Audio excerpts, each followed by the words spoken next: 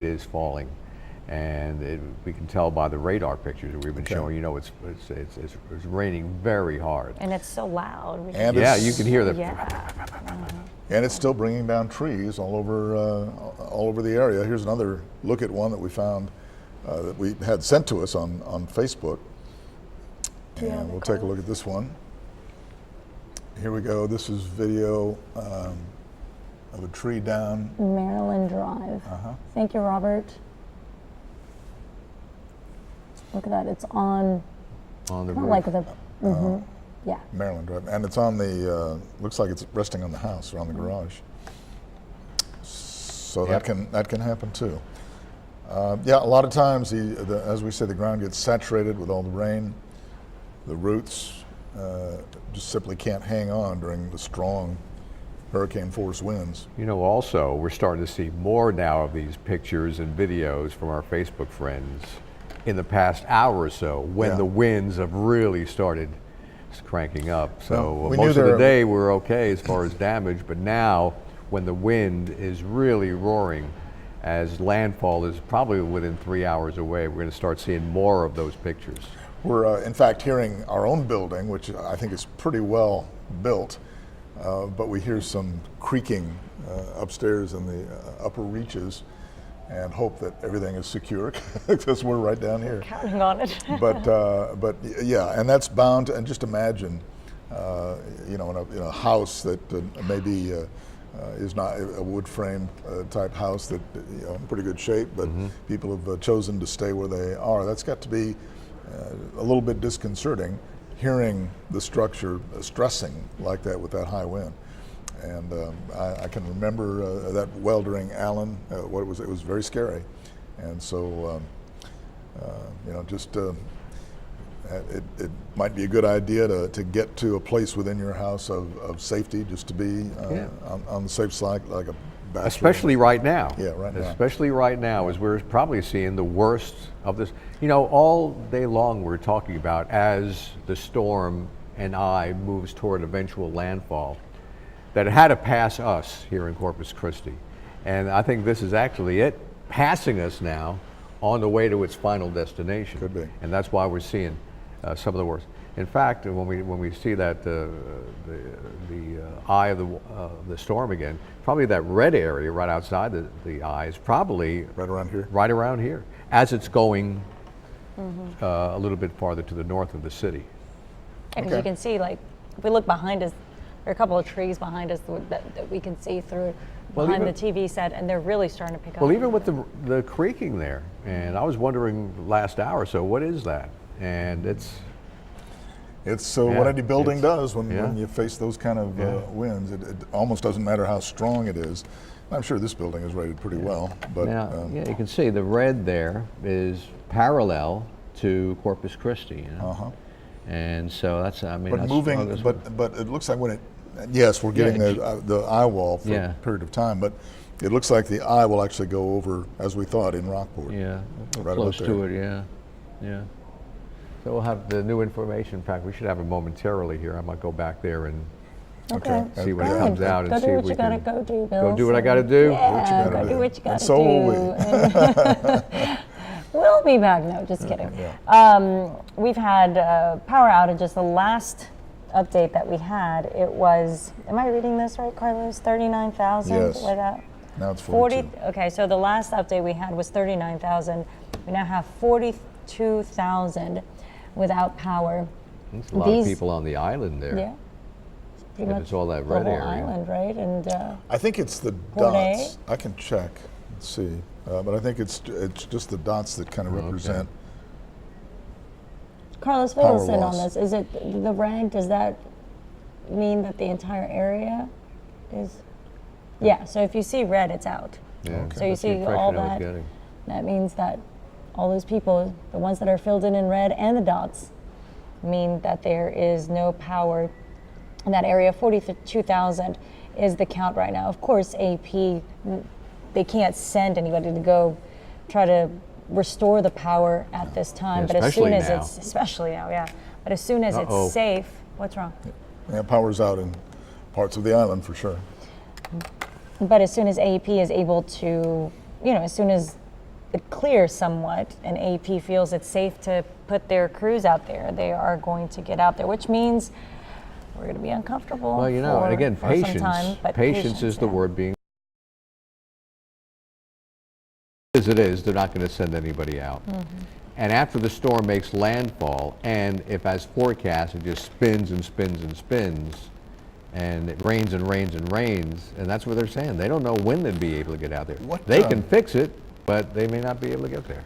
I wonder though when it will be considered safe to get out and about. In other words, and start moving again on the streets. I wonder if by tomorrow, sometime. We can ask Well, our AP friends. On one of the previous models we were showing is that the wind speeds today are out of control. Yeah.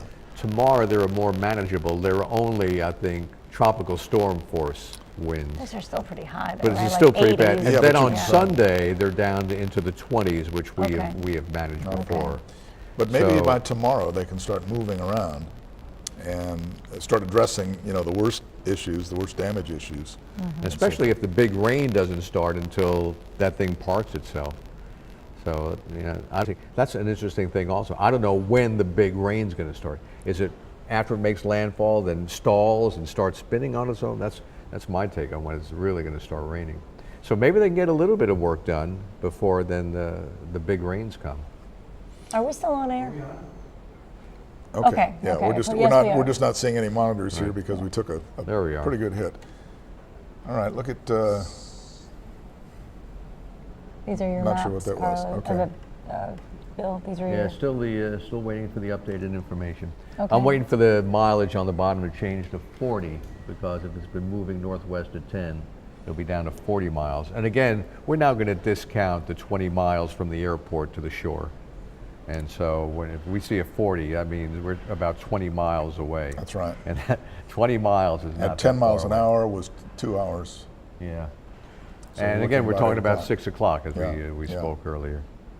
And again, the orange area, 32 miles to Rockport. And that is as the crow flies. So so that'd be about 3 hours from now. And 8, 9 o'clock. That would be reasonable for that to happen. And again, I'm trained now on the eye wall, the red outside the eye wall, which is making the whistling sound. And the doors are closed. It's just through the sides of the doors or wherever there's not complete air blockage, and that's where the whistling is coming from. And of course, the whistling we're talking about what it Yeah, sounds you like probably can't hear here. it. It may not be whistling where you are. It may be a different noise of wind going through whatever building you're in, and more than likely, is making a sound that is disconcerting at best. Can I throw something in real quick? Yeah. As this approaches landfall, Oh, wow, it's a as category it 4. Category 4, according to okay, Alan. let's put up that graphic as soon as we can. I was about to say, now is the time to get in and stay in your house. Okay, All here's right, the there you latest. go. Category 4, guys. Wind speeds up to 130. The Wow. forward speed is slowed down to 8 miles per hour, and it's 45 miles due east of Corpus Christi now. So there you go. It's a Category 4. 130 mile per hour sustained winds.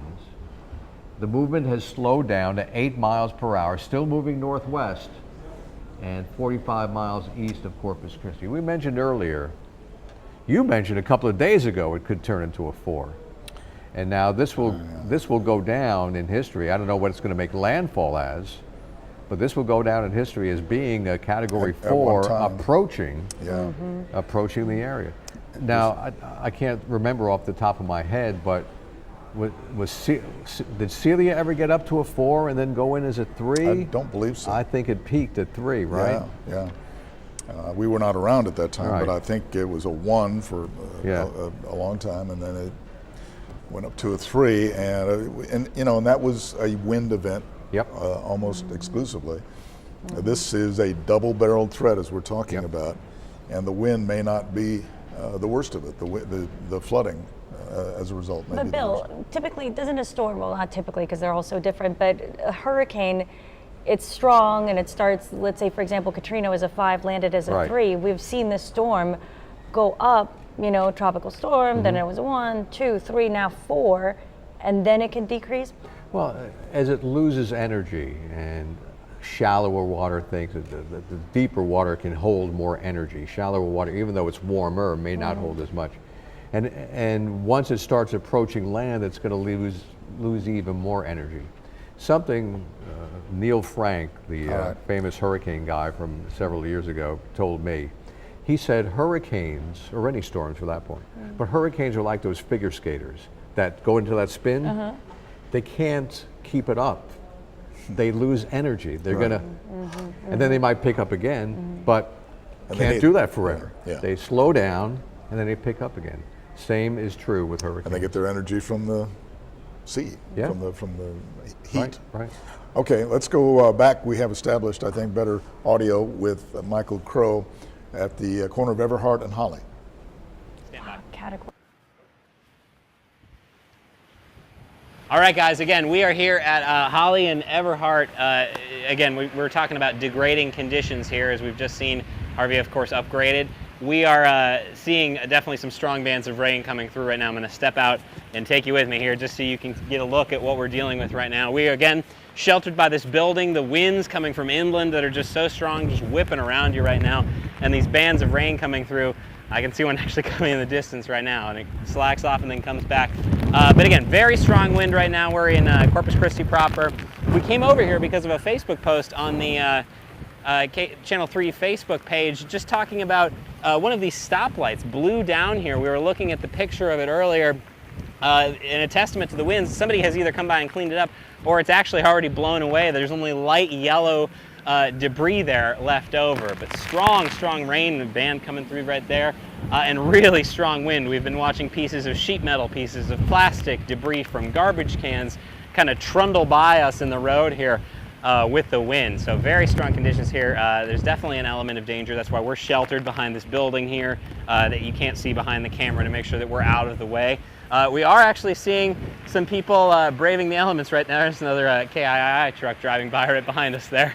But as you can see, we've got crews out here covering this storm. We're making sure that we're updating you with the latest conditions. That's what we're doing here. We're going to continue to do that through the night as this storm continues to strengthen.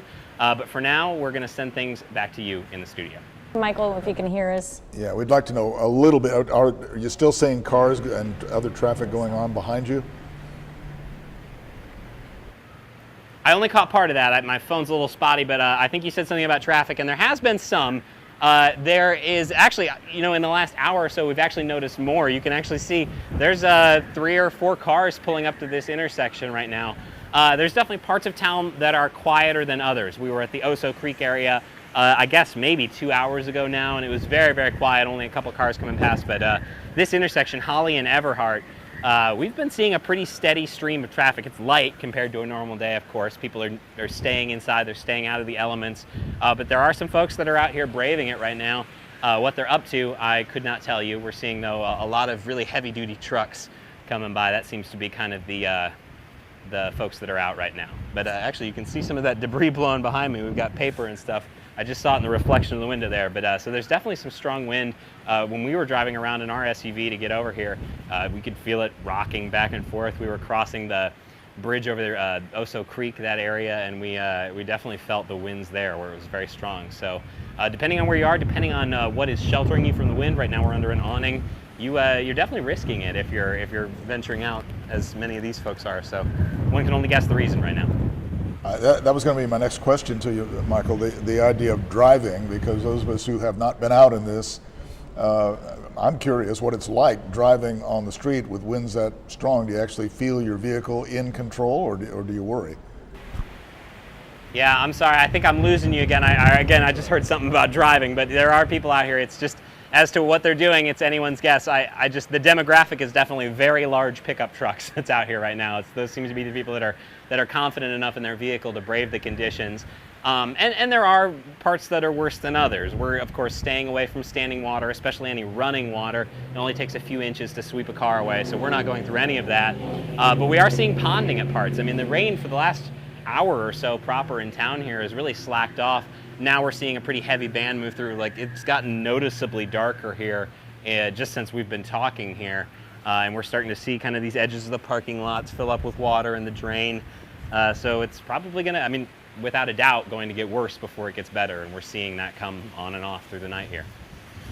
All right, Michael Crow, thank you very much, and we appreciate your efforts out there. And yeah, it is hard to hear. It's hard to hear because of the wind, and the equipment gets a little waterlogged, and you can imagine what that does. But yes, we've heard from folks who have to drive out there that it feels at times like your vehicle is not in complete control, and that has to be very scary. So, please don't take the chance. Don't take the chance. It's not something that has an economic value is not worth risking your life for, or somebody else's. We were saying that it was a little bit calmer there. Well, on that side, yet over here, we're a mile away. Yeah, and but we once can you hear got the out listening. there, if you really look at the picture, you can see the wind really whipping the rain down there. And you think it's 100. What is it now, Alan? 100 and what? 30? 130. 130 at the Cap 4. It's gusting potentially up to 145 at this point. Fill us in on what's going on with that. Yeah, that gust is the big concern. If we can take this little graphic off over here, kind of dual image there, but Category 4 storm right now. This is the latest info, came in literally minutes ago, and the winds right now are the biggest threat with this storm. It's not the rain yet. At this point, it's not the storm surge. It's going to be the winds right now, and this is a pressing issue. If you're watching us here from anywhere within this orange shaded area, that's got Rockport right in the middle. Rockport, Fulton, Estes, Aransas Pass, Ingleside, and even parts of the GP area in eastern San Pat County going all the way up to Sinton, and then mirroring Highway 77 up in Refugio County. Refugio, the city, you're not in there, but a lot of rural area, especially around the Copano Bay area, and this does extend up toward the Ottswell area too. So this is, to quote the Weather Service, a dangerous and life-threatening situation. That's what the verbiage was that came out with this polygon, and you don't really see these too often. Extreme wind warning, 115 to 145 miles per hour. That's through 7 o'clock tonight. It's 6:07 right now, and that's going to be in effect for at least another hour. We've been talking about how this thing may or may not be slowing up just a little bit. Regardless of how fast it's going. We're talking, miles per hour here, maybe 5 or 10 miles per hour different. This is going to be a very, very damaging scenario as this starts to creep into the barrier islands and then move into an area very close to the Rockport Fulton community. I know we got a little town, Estes is right in here. Then you go a little farther south on Business 35.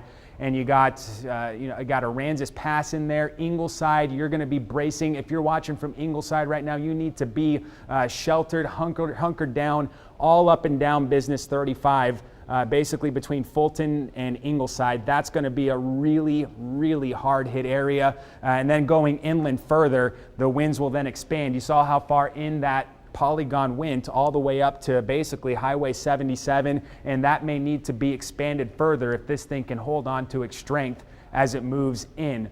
That's not all, though. I mean, that's going to be where the worst of it is. This is the velocity product of the radar. At this point, all I want you to know about this, the colors, these bright shades that are close to the center of the storm, these are the real strong winds. We're talking probably 100 mile per hour winds extending, good chunk of real estate, maybe 20, 30 miles per hour south of the center of the storm and north of the center of the storm. So as this all moves inland, some of these winds will very likely start to roll into Corpus Christi. I can hear the roof on our studio rattling a lot more.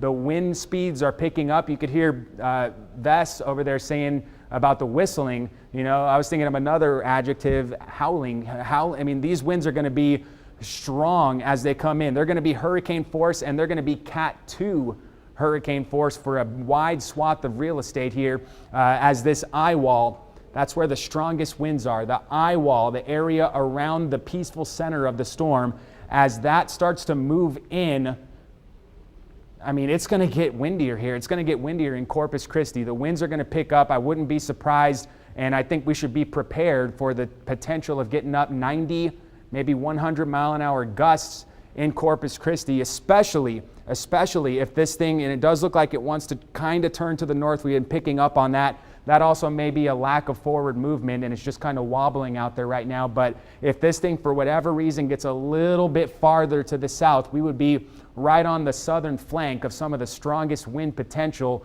this thing has to offer. So we need to be prepared for that scenario as this thing starts to move in here. And the forecast takes it right into land here. This is the newest stuff. We haven't shown this yet, so I'm looking at it for the first time with you. Category 4 weakening to a Category 3. Still a major hurricane, though, as it sits over land. And that's going to just stay here all weekend, weakening to tropical storm force, and then back out into the Gulf still, falling on land, if you will, toward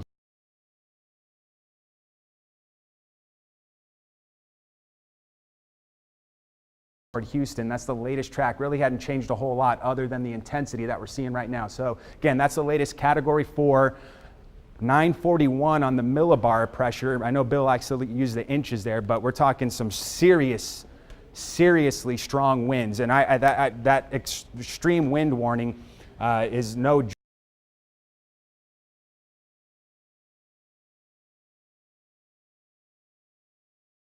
joke. I mean, 115 to 145 mile per hour winds, and you know, we could be on some of the southern fringes of that. Gregory, Portland is under that.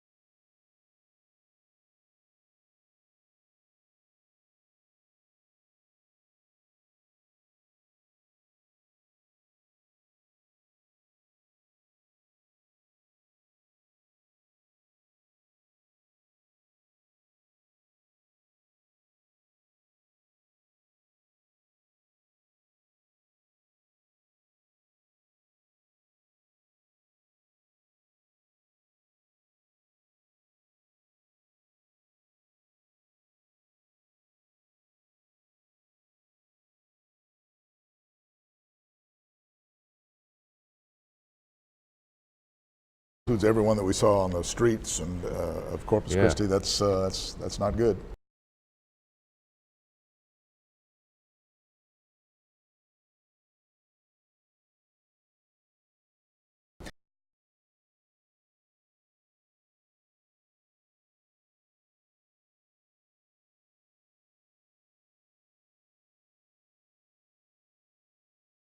Try to dispatch it as best as we can, so we're going to continue that as long as we can.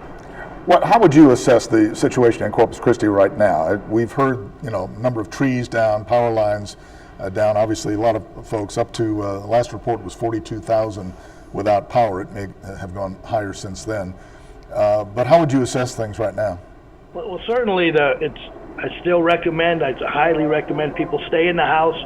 Don't go out. The winds are out there. There's not the flooding yet, but people need to stick to their plan. As I said before, we need to make sure they stay patient, stay indoors, don't become a tragedy.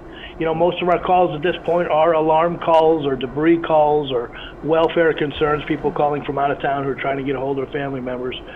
But that's a good thing. So most of those are minor, relatively minor calls, so we're hoping that trend continues, and we're not responding to stranded motorists or some tragedy out there. So that's good. So you haven't had to really send anybody out so far, Chief, into any major emergencies since it's turned into a Category 4, since the winds have been picking up. That's correct. And currently we haven't, you just demonstrated, we haven't seen the strong side of the Category 4 upgrade. We're still seeing 75-mile-an-hour winds. And I know. Not as much rain yet. It's not where it will eventually be. Chief, what would you urge people not to do in terms of contacting you and your department? Well, if they have questions, if they have need, I encourage them to contact us, but don't do it in a manner that's something that's relatively minor that you can take care of yourself at your house.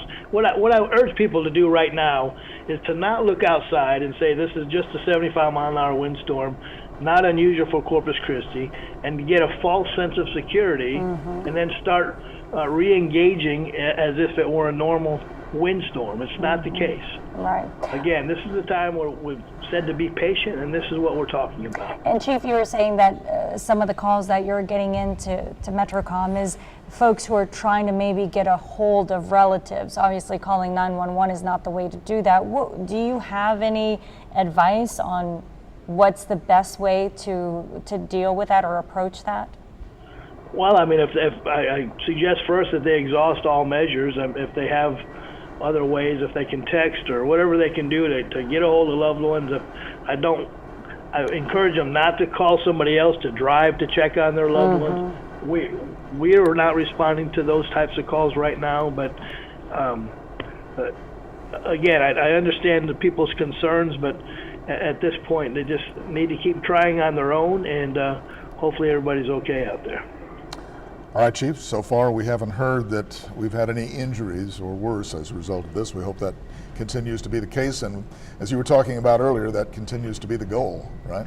That is the goal. That's our benchmark for success. We don't lose lives, we don't have serious injuries, that our first responders and all the folks who are like yourselves who have stayed engaged during this event are healthy and safe. So at the end of the day, when we finish this event, if everybody is secure and healthy, then we won. Yeah, for sure. That is so true. Okay, Chief Markle, thank you so much for talking with us, Chief, and we'll stay in touch throughout the night. Absolutely. All right, thank you. Bye-bye. Thanks, Bye-bye. Chief. Can we leave that picture up just for a second, the one The from flag earlier? slapping. Katya, we were all talking about when Michael went out in the street, didn't look that windy. Look at the trees and the flags. And I'm thinking, when he was out there, he's probably blocked. He's right, because I think there's he's a at big ground building right level, there, right. and he's surrounded by. But you get above, say, those 2 or 3 story apartments, and that's where the wind is really with. So look at those flags and look at those trees. This is Everhart and Holly, right? Yeah. Right. And remember, we're talking roughly half, not even, what the winds could ultimately be. This is the strongest Let's, noise I've heard of the building right now also. I'm not sure the mics can pick it up, but it's a definite squealing and a rattling of the rooftop. Let's go to Brianna Whitney now, who is standing by downtown at the Omni in an area, hopefully she's still in a protected space there, but Brianna, what can you see from your vantage point? We're on one of their balconies, and I want to show you what we can see from upstairs now. We are facing Shoreline Boulevard, and I want to actually point out these street lights that are down here that would normally get you from Shoreline and Ocean Drive to I-37 are completely out. Just about 10 minutes ago, they were actually flashing. It looked like the power had gone down, but it was still there. Now they're just completely out, and you can see a truck right there driving. Really not smart to be driving right now. It is very dangerous. The winds are about 70 miles per hour wind gusts out here, roughly maybe 60 to 70. It's definitely blowing very hard, and I want to just kind of give some input of my own. When we're inside the hotel, we're hearing 2 different sounds. We're hearing big loud booms that sound like thunder constantly booming. And then we're also hearing really loud whistling. And of course, there's not thunder and there's not whistles. That is the wind that we're hearing from inside the Omni Hotel.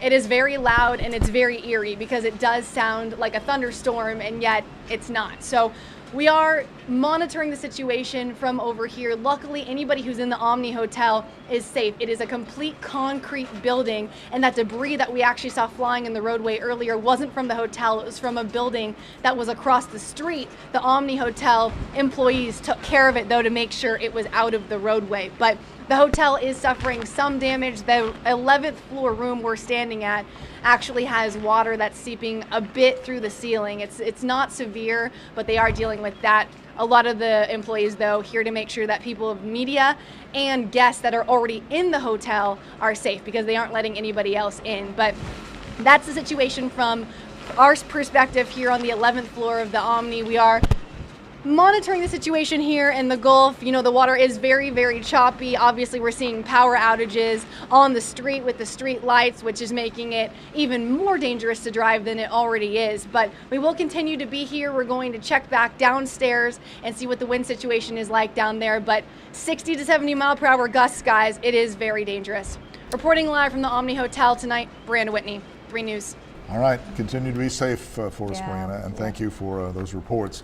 We want to take a look at yet another tree that we have into us on Facebook in the Flower Bluff area. Take a look here on in the Castle Park subdivision. You can see that looks like a pretty good sized tree. It's hard to tell, but this is what we're facing with the ground being saturated by all that rain. The trees do tend to fall over in these high winds. These big trees, and so far we've seen that the trees, so far except with the exception of one home, or it might have been a garage, that the trees are really falling more on grass, or areas have yet to fall on Yeah. property. Oh, did you hear that? Something just broke. Yeah, something broke here at the Looks like station. there's wind coming through. Maybe our door. Our door break. I was going to say that we're seeing a lot of pictures of the tree damage. You know what? And we have more than several reporters and crews out there. And you know what I haven't seen is any pictures of broken glass or windows that weren't boarded up. Right. And with everybody traveling around, you'd see at least maybe a little bit of that, but haven't seen anything like this. Might be. I mean, but right now is the worst part of the storm. Right now, I mean, this True, is it. and you know, we're talking about conditions that are very dark now because of the heavy rainfall and so forth. So we may not till tomorrow morning actually get a chance to see the full damage. Let's go back to Michael Crow at Everhart and Holly, who's standing by live to show us what's going on there. And Michael, come on in. All right, guys, another update here. We are in Corpus Christi proper. I'm going to step out. We were talking, I heard you guys talking over that bump shot about how much the wind sheltered us, and that really is the truth. Like, standing right here, I'm under the awning, and it's not so bad. But you step just a few feet out, and the rain starts to fall, and you can really see it starts to push my jacket back a little bit. It's really coming from this direction, from inland right now. Some very strong winds, though. Right now, it's getting a lot darker out here, darker clouds moving in, heavier rain. We've seen a couple of the street lights come on, which is actually good news that they are still on. These are the trees you guys were pointing at over that shot a couple minutes ago, and you can really see the wind whipping those flags. That's even less sheltered than when we are right now, and I'm pretty far out in the open. We're going to be safe, of course, and keep an eye on what's coming. We've seen bits of debris from dumpsters, sheet metal and stuff, and I'm watching, of course, coming down this road, getting blown by those really strong gusts. There's an example coming right through right now. But again, as we know, this storm is being upgraded. We're seeing conditions deteriorate out here in town. We're keeping a look on that. We are, the good news, also seeing fewer people on the road right now, but certainly there are still people out here in this weather making their way around as conditions just get worse and worse out here in Corpus Christi, guys. All right, Michael, thank you. And thanks for shedding that perspective. We were saying it looked like it wasn't so bad, but yes, he was facing that building that was protecting And we him. want our reporters to be as protected as possible when they're out there in the field. Listen, Category 4 storm, 130 mile an hour winds. Though it's not 130 miles an hour on Everhart, it's 130 miles in the center of the storm, all right? So it's not 130. But it's way windy in a lot of parts of the viewing area, right, Alan?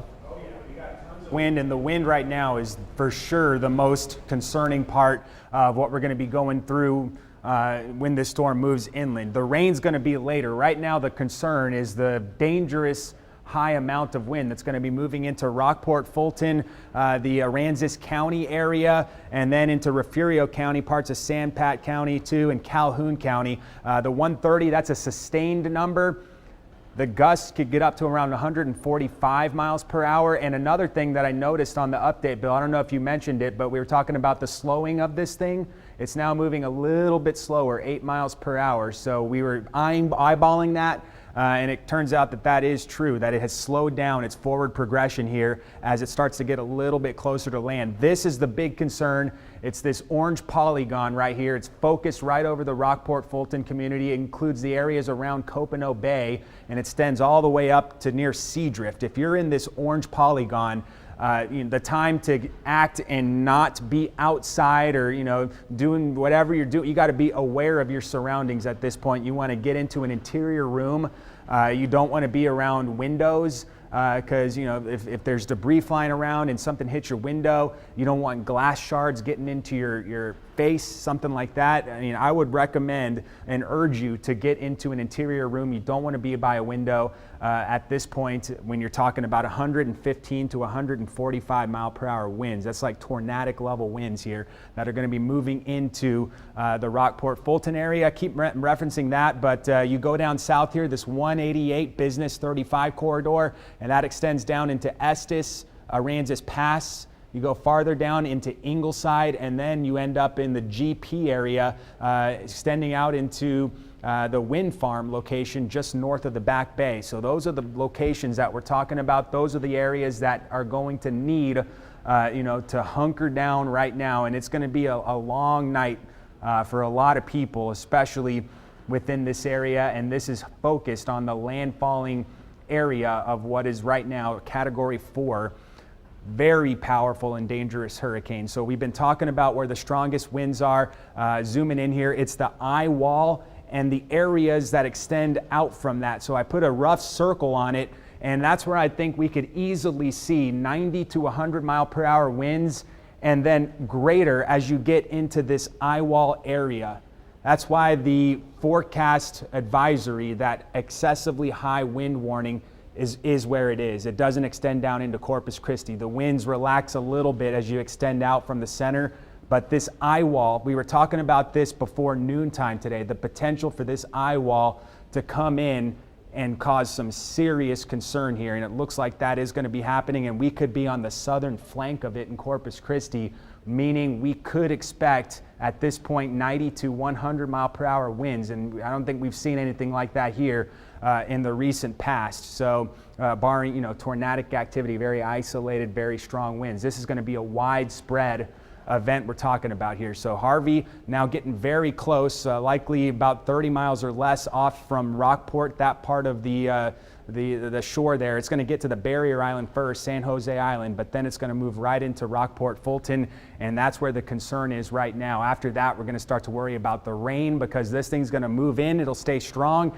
and it's going to stay very, very widespread with its effects. We're going to have hurricane winds extending inland to B County, to Refugio County. We're going to be dealing with, for sure, some high-end tropical storm winds or weak hurricane winds heading into tonight locally here in Corpus Christi. So winds are going to be picking up here.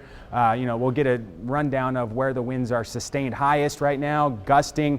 I know that the sounds are getting louder that I can hear, and you guys have been referencing too. So, just my advice is to, if you're in that polygon area, you got to be taking shelter right now. All right, Alan, thank you. And of course, Port A, we know, so vulnerable, and we can see right now we have a picture. Look at this. Roof just totally gone. Totally Wow. ripped off a building in Port Aransas. Don't know when this happened. It appears it may have happened a little bit earlier. Thank you, Kyle, sending in this picture. What's going on with, are the windmills operating in winds like this? I wonder if they shut those down. I would think they'd shut them down, wouldn't they? I don't know. They'd have And to. let me ask you also this.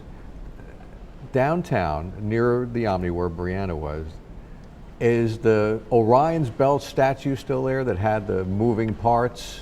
I don't think so. I think that's gone. Okay, because I wonder I what don't that remember would be seeing that in a doing while. in winds like this. We have right now another member of our staff, Marcus Moore, who is on the T-heads downtown with a look at what is happening there.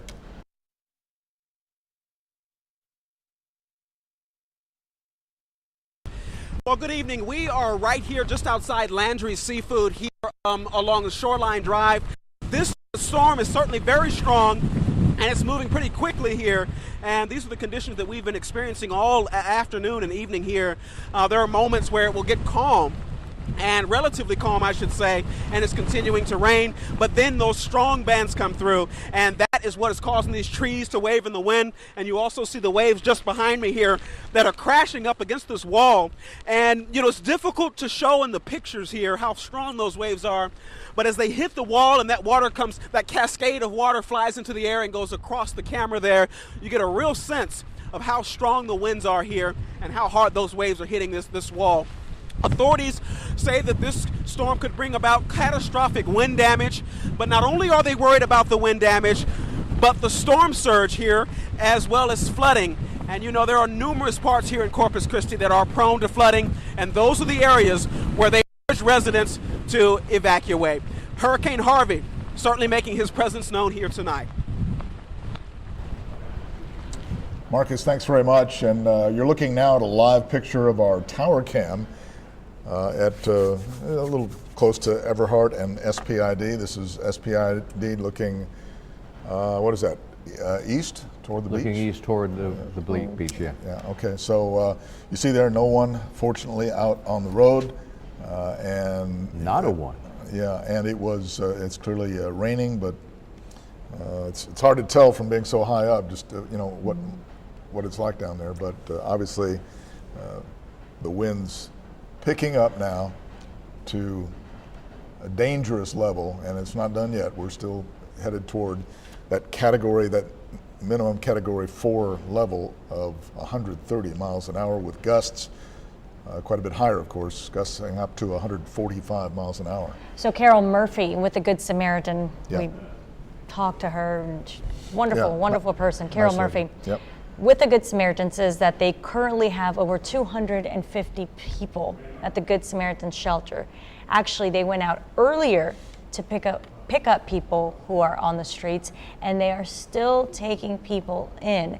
And she wants to get the word out to police, especially, asking them if they're out and for some reason they haven't seen anything, although we know that they're only responding to major emergencies, but she's asking police to bring anyone in that they find. This is at the Okay. Good Samaritan, so just That's, at least trying to such get a the great, word out. a great operation there. She doesn't turn anyone away that I know of, no matter how crowded they are. The Salvation Army also stepping up, and that might be something that we can put one of our crews on. So if anyone is listening, you might want to head over to the Good Sam mission and check out what's happening there. And find out the efforts of the American Red Cross too, our local American Red Cross, you know. You so bet. Because these are people, and I'm glad you brought up the Red Cross, because these are people who step up in any emergency. volunteers. Yeah, from a house fire all the way up to something of this magnitude, and they are going to have their hands full. Obviously, we're going to be having people from other parts of the country come here and work for who knows how long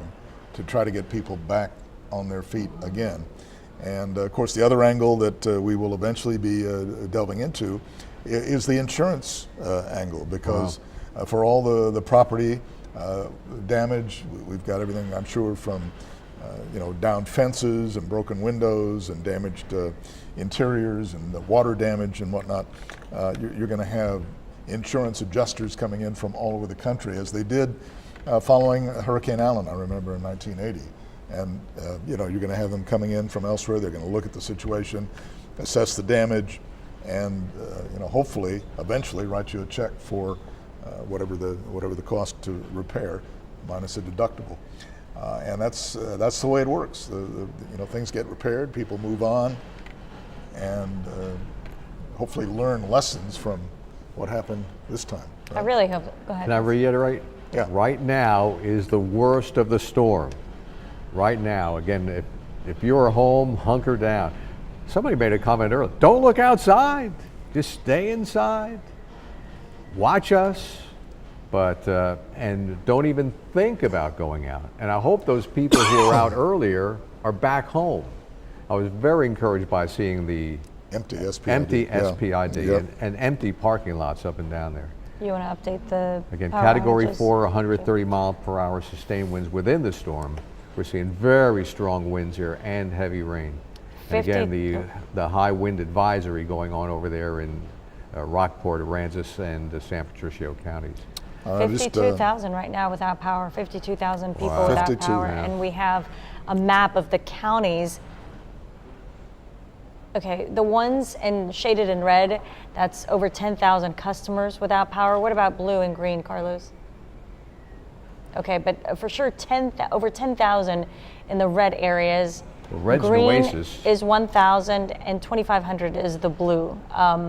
So again, this is 52,000 people are without power. Oh, we have Okay. Mayor Joe McComb on the line that he is joining us. Hey, Mayor, we were just talking about the power outages. 52,000 people without power right now. It's expected, but here we are at the worst of the storm. Well, Can you hear us? Yeah. yeah, I'm here. Okay. Well, we've had a couple of blinks at our house. We still have power. As a matter of fact, I'm watching you right now as you're leaning back in your chair, and Joe's got both hands on the table there looking up. All right, And we Bessie's over- believe you. You're, How many fingers am I holding? you're watching. Well, Mayor, what would you like to say? This has been a surprising storm from the get-go, and now it is up to Category 4, a minimal Category 4, but a Category 4 nonetheless. So what would you like to tell people? Well, if Bill just made the comment that this is the worst part of the storm, so that sounds like it's good news to me. Because it, at least from where I am, we've had a couple of blinks of power. There are some people without power. Yep. But I've not heard of anybody having any probably serious problems in terms of injuries or accidents, and that's good. Right. Our goal is to get through this with everybody safe. We're going to have some trees down. We've had neighbors text us pictures of trees, already blown over in their yards, and I think I saw earlier on the news where I saw a power line looked like it had a fire going where the wires had caught fire on something. But those are the kind of things that are expected. But I think we've got the plan, and the plan seems to be working. And if we just be patient, don't try to go out too soon, stay off the streets, just work our way through it, and I think we'll come out victorious. I've had calls from people from all across the country. Henry Cisneros called and expressed his concern and support for us, and the mayor from Laredo, the mayor from San Antonio, and so there's a lot of people watching and are very concerned about us down here. And I just tell them we've got a great group that put the plan together, and it's being implemented, and we appreciate their support, and we're very positive that we're going to get through this. Mayor, I know here we are, sitting in the worst part of the storm, so this may be a little early to ask, but, all the residents that were evacuated to San Antonio, is there a timeline of when you will bring them back or when the city's going to bring them back? And also for people who are trying to get a hold of relatives, we were talking to Police Chief Mike Markle earlier, said that, people are calling 911. That's not the right thing to do, but any advice for people who are maybe trying to get in touch with relatives if there's something? Well, the people that were taken to San Antonio on the buses that are provided by the city, I think they'll wait to make sure they get an all clear from the people that are managing the event that come back. Again, the power is going to be the key to this thing. If we don't have power, like the judge said at noon, if it goes out and if we've got flooding, it could be 48 to 72 hours before we get power throughout the city, and depending on where the outages are, because AEP can't get in to do any fixing if the streets are flooded. So I think everybody's just going to have to practice a little patience. Just rejoice that they've survived the storm, and but I'm sure that after the event, all hands on deck for whatever repairs need to be made. AEP, the city, anybody else will be there, going 90 miles an hour trying to get it all repaired as quickly as possible. Now, one thing that, and I was going to ask you this last time you were on, and it slipped my mind, but, there are some unscrupulous folks out there who like to capitalize on an emergency like this. And as people try to get back on their feet and deal with whatever damage there is, it seems like invariably you're going to have folks out there who are trying to gouge folks with higher prices for items that are considered necessities. What is your view on that? Well, my example was Judge Blackman. He was the mayor at the time when Celia came, and everybody. It was in August, and people came with 40-foot trailers full of ice and trying to sell them for $5 or $10 a bag. And he just exercised his power in the emergency as mayor, and he just confiscated the bags of ice and gave it to people. If we find any examples of people scalping or gouging, we'll address it as quickly as we're aware of it, because we're not going to let that happen. That sounds like a good way to address it. Just to take whatever is being offered at that outrageous price and give it away.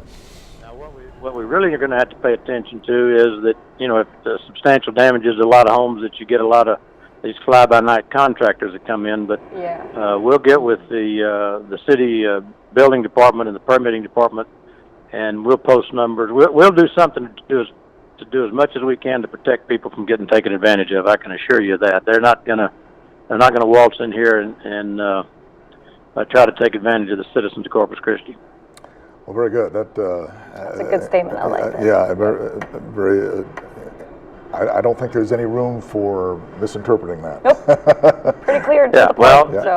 The two things that I really can't stand is people lying and people stealing. So we'll as quick as we know something about it, we're going to go after it. And I can assure you, with as much authority as we've got, we will try to prevent that and prohibit it. We will prohibit it. We'll just try to prevent it. Yeah. We may not be successful in all the cases, but we'll have to set up whatever we need to, hotlines or a list of approved vendors or something, so people know that if they're dealing with these people, they're reputable, they've got what the city requires for people to do business, and not be taken advantage of. Now, you said you've been hearing from folks all over the country, Mayor. Have any of them offered concrete help once this is over? Well, the mayor of both Laredo and San Antonio said, you guys, we're all family. Whatever you guys need, if we can provide it, we're trying to provide in San Antonio. Obviously accommodations for people that are traveling up there. They're providing shelter for us, and that's part of our plan. But if they said there's something that you need, you have your folks give us a call, and we'll try to respond, because this is. This is kind of like if you've got a boat and you're out and you're broken down and the guy passes by, he stops and helps you, because the next time it could be his boat. So we're all in this together when it comes like this, and so I've been very pleased with the responses. And then, of course, we've even gotten a call from the White House. Both of our senators have said that you've got our numbers. You call us as soon as you know something. We stand ready to help and try to respond as quickly as possible. So I've been very pleased with the responses. And I think Congressman Blake Farenthold was trying to urge the president to declare a disaster. I think I received information about that too. Right. Did you hear about that, Mayor? Well, I'm sure they are. The governor has already declared one. I think that's the preliminary step or the trigger that really releases all the agencies to begin to do the work. Right. And the governor's done that for the state. And I'm almost sure that they're probably working that process through at the federal level also. Okay. Well, Mayor, I think that covers it for now, but I would certainly encourage you to stay in touch with us anytime you want to get on the air. Just give us a call, and we'll do the same if that's okay. I'll do it, and I'll tell you guys, for all the hours you guys are putting in, you look good. That's the magic of makeup. Thank you. Mayor, thanks. Little powder brush right here, right Mayor. here. That's the trick right there. No, thank you, Mayor. Thank you. I appreciate it. Well, some good information there, and again, the important thing I got from that was that the economic issues are totally separate from loss of life or injury, and so far fingers crossed, everything crossed. Let's hope, right? You know, we have not had anyone seriously injured that we know of, or worse. And according to Chief Markle, if we get through this without something like that happening, Can you imagine if then- we do though? If then we do. that would be a success. Yeah. I mean, that would I be- see Alan's. Sorry, I see Alan's over at the wall. What do you have over there, buddy? I'm just trying to refresh some information. You know, we've got to pay attention to the stuff that's happening out there, and it's serious stuff. 145 mile an hour wind gusts going to be potentially moving into places where people live. We don't like to see that. 130 mile an hour sustained winds, category 4. Harvey here is going to be moving in shortly. It's still hanging offshore by about 30 miles or so, but it's close enough to where the winds are going to start ramping up very quickly. I think this is probably going to get extended at this point. If it hasn't already, I'll have to go check in the next hit, but for sure till 7 o'clock, winds of 115 and 145 miles per hour. That range is going to be likely within this orange polygon. That includes the Copano Bay area. If you travel up in this area, that the Texas Tropical Trail up near Seadrift going out that direction, that's going to be a part of the viewing area that gets Holiday Beach on the flip side of the Rockport Fulton side of the Copano Bay. And then you extend down into Business 35. This is 188. A lot of people take 188 down through the area to get into the Rockport area. 188, that's in the zone of this orange polygon. Ingleside, Aransas Pass, Port Aransas is also included in this. So if you got that warning on your phone, this extreme wind warning, and you're watching us in Corpus Christi, it may have triggered because then Port Aransas is part of Nueces County, but we're not necessarily in this extreme wind warning. And again, that's for 115, 145 mile per hour winds. If you're watching us on any of our platforms, our app, our Facebook, anything like that, streaming through the internet, if you can hear my voice right now, you need to be hunkering down if you're in this orange polygon. That's edging up to Highway 77 near Refugio, so the eastern and southern parts of Refugio County, the eastern half of San Patricio County. Sinton, you're not in this warned area, and then Ingleside and portions of Aransas County, and that extends up into Calhoun County. So that's the area that we're looking at. That's the part right now that is the most dangerous part of what is a Category 4 hurricane. This is a big deal. This is a storm that's going to do some damage. We've been getting pictures in. We just saw that picture from Port Aransas where the roof, was that Port Aransas, guys, that picture came in? The roof was blown off of a house. And the strongest part of the storm is still offshore. This eye wall, that is where the extreme high winds are going to be. Where those lightning strikes are, that red shaded area, that's going to be the peak intensity, and that's what's so concerning. Another thing that I'm looking at right now, just notice this. Look at the size of the eye wall. Big, big, big, tight, tight, tight. In weather school, when we're going to school, Bill, you probably know this too, they give us the analogy of a figure skater. They start out, their arms are wide open like this, they're spinning slow, and then they slowly start to tighten up, and they start going real fast. That's in essence what's happening here, real time, real life stuff, application. The eye is getting tighter, the winds are probably getting stronger, hence that high excessive wind that we're going to be experiencing as this thing moves inland. Then we also have to worry about the winds that are extending out away from the middle of the storm. I've been looking at the data, the velocity data. I think this is the best way to display it. The eye is here, and then as you extend out from the eye, maybe 20 to 30 miles out both directions, we're talking about a swath of wind that could potentially be 90 to 100 miles per hour, hurricane force at least. So we're going to be bracing for that in Corpus Christi. If this thing takes a jog to the north, could very well get flanked by this, meaning I don't think it may come all the way, but it was something that we're going to have to be paying attention to. If you're here, you're not going anywhere at this point. You got to hunker down and be prepared that the winds are going to be increasing as this storm starts to move inland here as a Category 4 storm. That is unreal to see. This is real-time data here now, wind speed and direction.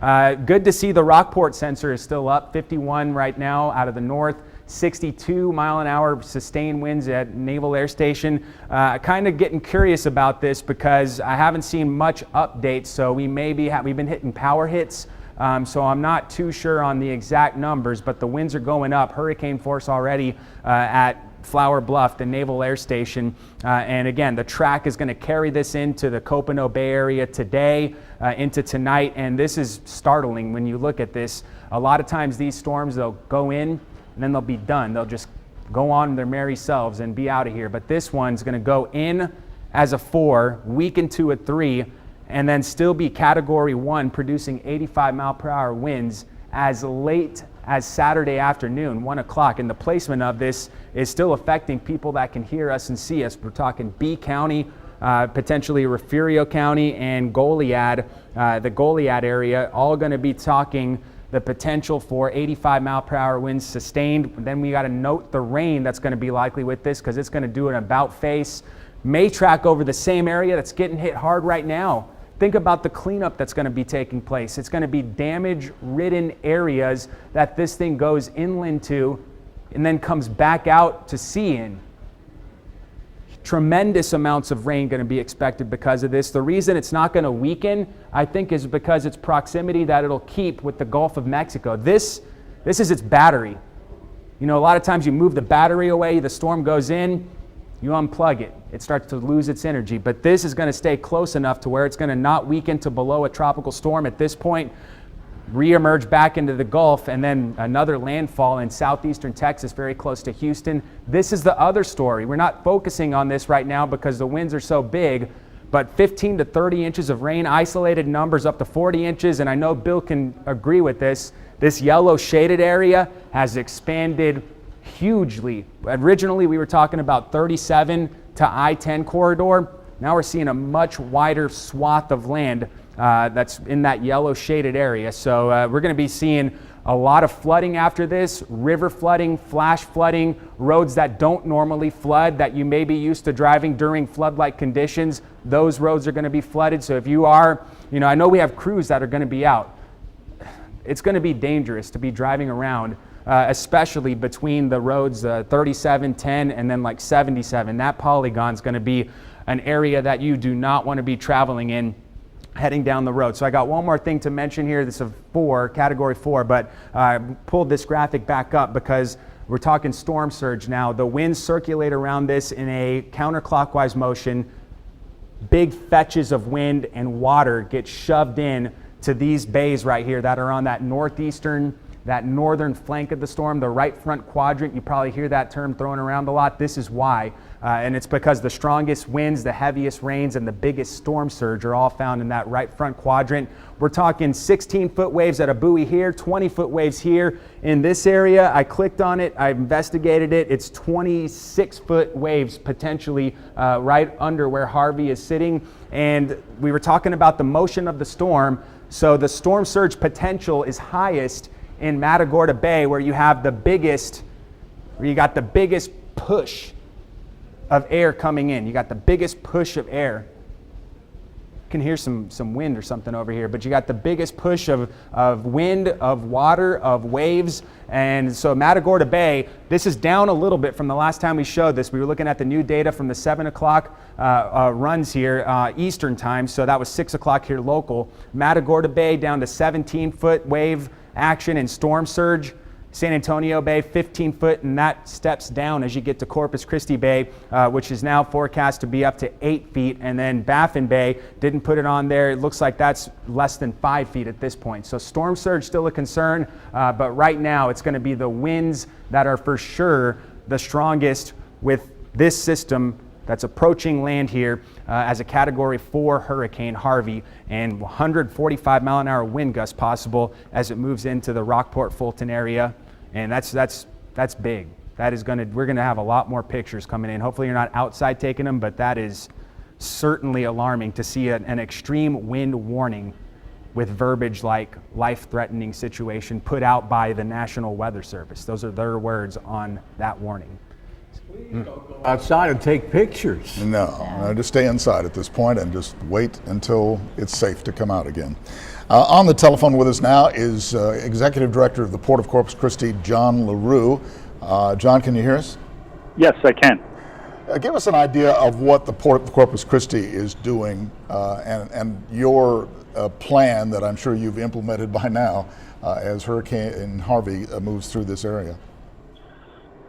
Thanks, Joe. Yes, we started implementing our plan much earlier this week as we saw the storm approaching, and our operations and maintenance and harbor master people all worked with port security on locking down the port, making sure that all our facilities were in proper shape to try to take as much of the brunt of this storm as we could.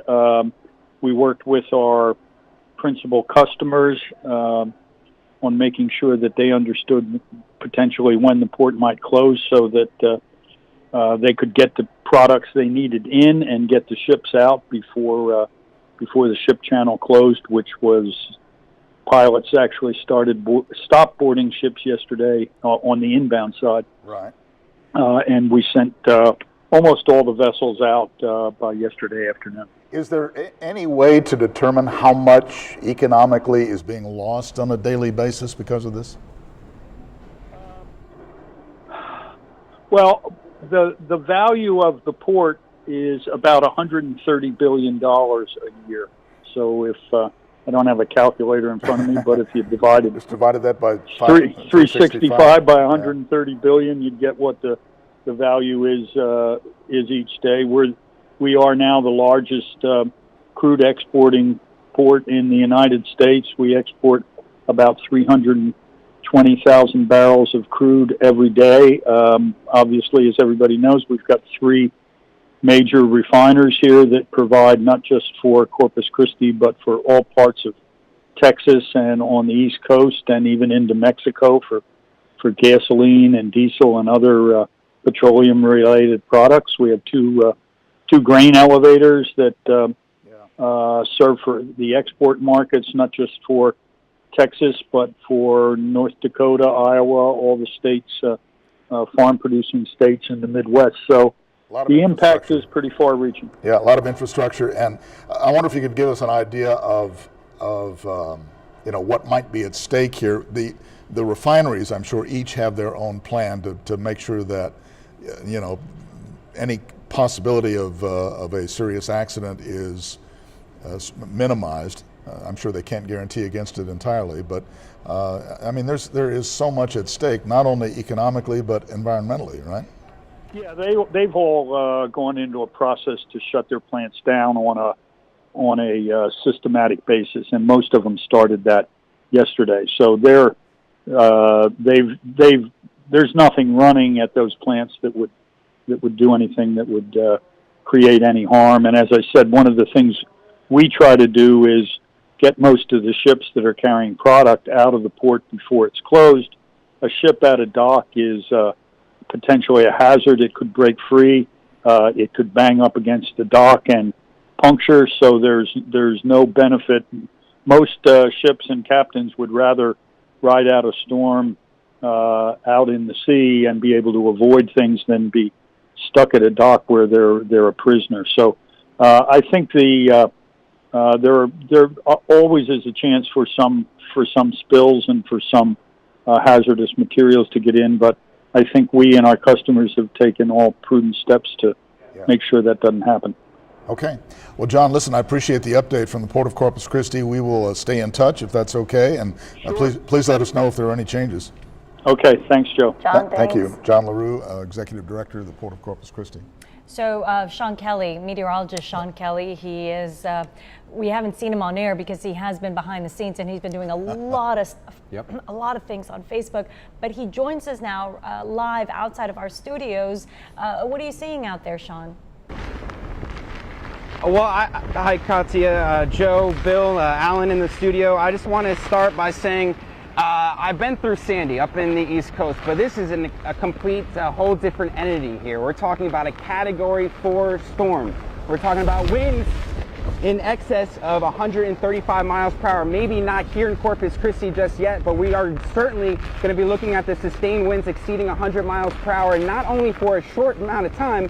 This is going to be a long duration event. Now, something that I've been seeing outside that's quite alarming to me is we are right outside in front of SPID. Now we've seen, I'd say, every 3 to 4 minutes or so, a car driving down the road, both sides, and that is quite alarming to me. If you're watching this now, do not leave.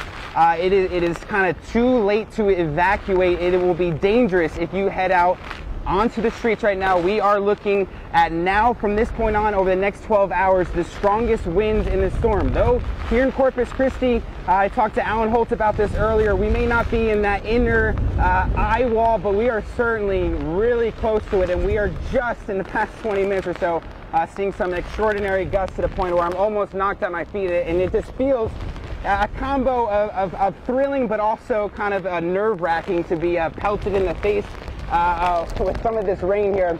I came out thirsty, but I feel fully quenched right now. But let's talk about some of this debris here. We have some minor debris outside in front of the studio, just mostly from the trees as of now. I got a report earlier from, wow, it really picked up here. I got a report earlier from John Thomas saying that a trampoline went down, what did he say, a couple blocks. So, you know, anything that is not tight down on the ground, these winds are going to take it. So we're talking about trees, we're talking about power line. I'm thinking power is going to be out for several days, if not weeks. That's what a lot of people are estimating. There goes another car. Hopefully that's a news unit. Hopefully they're going to be safe out there. Once again, if you are watching, do not leave your house. Brace yourself, stay inside. Make sure you're in the innermost room, away from the windows as well. Once again, I'm just being pelted here. We're looking at, I think Alan said, over 70 mile per hour wind gusts officially at the airport now. We're outside in front of the studio, in front of SPID, so it's a little bit safer. We're not dealing with those Category 4 winds, which is once again in the northeastern quadrant of the storm. The northeastern quadrant of the storm, that is the absolutely destructive winds. That is certainly heading towards the Rockport area. So it looks like right now, well, we're going to send it back later on to Alan Holt, of course, but it looks like we're just seeing Category 4-1 winds here in Corpus Christi at the moment. Things, once again, are only going to get worse. I cannot stress that enough, and I certainly cannot stress the fact that you should not, absolutely not be out on the roads right now. It is certainly not safe. So what we're dealing with right now is certainly the winds. I know that's the big factor that really catches the attention to people, you know, thinking about a hurricane, thinking about the category of a hurricane. But after the destruction from this winds, it is just going to rain, rain, and rain. Right now, in terms of flooding around the station, just dealing with a little bit of puddle action here across in front of the studio here, a little bit out on SPID, but overall, I'd say flooding is at a minimal right now, at least for the most part in front of the station, but we're still looking at several feet of rain, gusty winds. We're talking about dangerous conditions, so you want to take the proper precautions. Once again, I'm just going to stress it. I can't stress it enough because I keep seeing cars on SPID. Stay inside. You know, take care of yourself. The best thing to do, especially if you are in the northeastern quadrant of the storm, and the storm has actually moved a little bit slower in the last update, which means it can continue to intensify a little bit. And we're looking at Rockport on area northward, looking at the Category 4 winds. But here in Corpus Christi, we are still going to be looking at widespread winds in excess of 100 miles per hour, and it's only going to go downhill from here on out. So listen, once again, widespread damaging winds. They're only going to go downhill from here. No major flooding, but we're going to send another car on the roads. Once again, can't stress it enough. Stay inside and brave the storm. We'll send it back into the studio. You're making me so nervous, Sean. Standing over there, and you have, you got to come back in because you see all those trees and limbs, and they're just those tree limbs, and they're just swaying everywhere. So come on back, Sean. Let's. Can we say real quickly, though, that you see Sean out there, and we saw Brianna, who's at the Omni, but those are our only two reporters that you're seeing. Sean, we're bringing back inside because he's right here, and Brianna is sheltering at the Omni. But we pulled all of our reporters off the field, especially like in Rockport and places like that, because it's just not, right now, it's not worth it. We're telling you to stay at home. You need to stay inside, and for the safety of our people, we're also pulling them back. So just want to make that clear. Now we do have Kim Womack, the city's public relations director, on the telephone with us now to let us know what's going on at the city's Emergency Operations Center, the EOC. Hi, Kim. Hi, Joe. I'm glad that you're giving everyone that advice of staying in the house or where they're at. We need everyone to shelter in place. We don't need anybody on the roads doing anything that's going to put themselves or any first responders at jeopardy. Well, we appreciate that. What is happening at the EOC right now? Well, right now we have about, I would say, 60 people here, and they are working very hard in keeping a situational awareness of everything that's going on in the city. We have partners from a variety of groups, nonprofit stores. The National Weather Service has a person embedded with us. It's all business. We have also experienced some power outages. We've gone back and forth on generator power, as well as many of the city operational entities that are out in the field. We have people at the Owen Stevens Water Plant, at our Holly location, at City Hall. We have teams all over the city, and those teams, some of them have lost power. And so for people that are in the dark, please don't feel alone. It's something that is a normal part of this, wind gusts, and we will work very hard with our partners at AEP to get everything reestablished as soon as we can. Yeah, as you're saying that, we're looking at video of, it looks like a transformer being hit by lightning at I-37 and Navigation, somewhere in that neighborhood. A huge flash, and obviously the power going out as a result of that. But this is just something that is now involving see that power line? a lot of people. And we can certainly sympathize, and it's now you all have generator power, I'm assuming, at the EOC, right? Well, I will tell you that it's been spotty, touch and go. What's happened is that we try to stay as long as we can on regular power, and it's been flickering a lot, so we're actually moving completely to generator power. And so there's a little, some little blips in the process as we're getting there, but they're getting the generator up and running right now so that we don't continue to have the flashes of power that some people may also be experiencing. And Kim, what would you say so far about how the city is moving and the citizens, especially, it seemed like it was so smooth to get to evacuate the people who wanted to leave and the people who were in the low-lying areas that needed the assistance and to take them to San Antonio. It seemed from our end that went really smoothly. And what are your thoughts on not only that, but how everything else has been flowing? Well, as a city personnel, whether it's first responders or other employees, we train for this all the time. We never wanted to use this training, but we are. And so what's happened yesterday, within 2 hours, our team set up for the evacuation, which is unheard of. We've never done the evacuation set up that quickly. We were able to transport about 850 people out of town over the 2 days in 19 buses. So we're thankful that we were able to accommodate people that wanted out. But the thing we have to remember, something that the mayor said today during the news conference, is that we want to make sure people are patient. It is not going to be that we wake up in the morning and everything is going to be okay. Right. We need patience. People are going to get hot without any air conditioning. They're not going to be able to just run to H-E-B and get something. So we need them to be patient, to be careful. When the sun comes up in the morning, we will be discovering Corpus Christi just like everyone else will be. There's going to be down power lines. There's going to be down debris. And so as we look and evaluate all those situations, we just ask everyone to please, please, please use caution.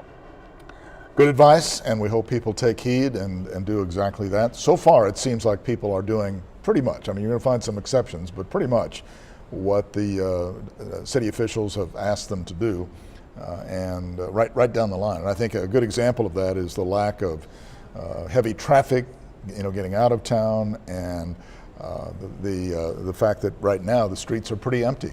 You can find exceptions here and there again, but for the most part, it looks like people have done what they've been asked to do. Good sign.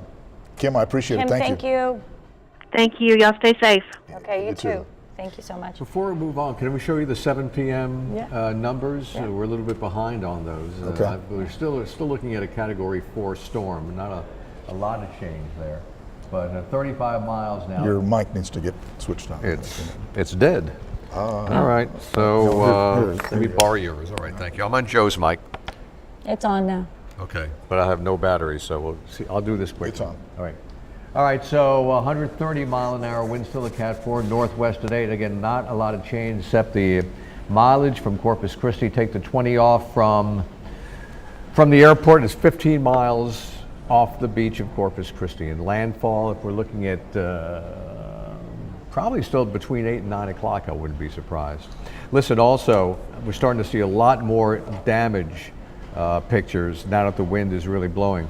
Microwave dish blown off a building downtown, so lots of wind damage. I was about to say, it sounds like the creaking and the whistling and the winds, the sounds aren't as strong as they were, but they're still around. Yeah. Oh, sure. Oh, yeah. And we saw that that live wire, that live power line hitting the road. That's why we can't have anybody out, on the streets, because you never know when something like that is going to come down, and just can't be out right now. All right, well, we have, those are the latest coordinates and the latest information, and we're looking at the official landfall as we were talking about there sometime in the next hour or so. Michael Gibson has been out and about reporting and doing some incredible work as usual. Now, you, what was your biggest, I don't want to say surprise, but what was the thing that influenced you most today? The thing that influenced me the most when we were in Rockport and we were talking with the folks down there, and they said it was going to be 3 o'clock when it came in, and then we headed down to Key Allegro, and all of a sudden it seemed like Harvey was coming ashore, at least the outer bands, and it was wind really hitting us hard. It felt like needles on your face, and my jacket blew up, just inflated. That was impressive. And also this right here, what you're seeing, this is underneath the JFK Causeway at the Laguna Madre, and it is absolutely roaring through there. Unbelievable. The water level doesn't look that much higher than normal, but it's just the way the waves are moving. Yeah, you can tell it's going quick. Were you surprised by the intensity of what you faced out there? Not too surprised. I have been in a number of hurricanes, grew up in Houston area. Yeah. So we have had hurricanes plenty of times. Just hadn't really been in one in Corpus Christi yet until this one. And it's pretty much like the other ones. There's unbelievable amounts of wind. The rain hurts when it hits you. You can be picked up and moved by these winds. If you make one mistake, like near that water, you could end up in the water. And when you're in the water, where are you going to go after that? I don't know, because you probably can't fight it. Sure. So this is dangerous. Not to mention the power lines we crossed when we drove up and down SPID to get down to there. We saw a power line snapped in half.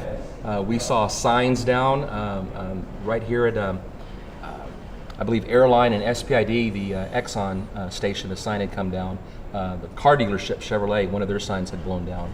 So things are blowing. There were metal squares of tin metal flying across the roadway through all this about 30 minutes ago or so. And we're talking about sustaining these winds for a while. I mean, if it's at 130 right now within the eye of the storm, and I would imagine it's 50, 60 miles an hour here around the area down on the bayfront, so very strong winds.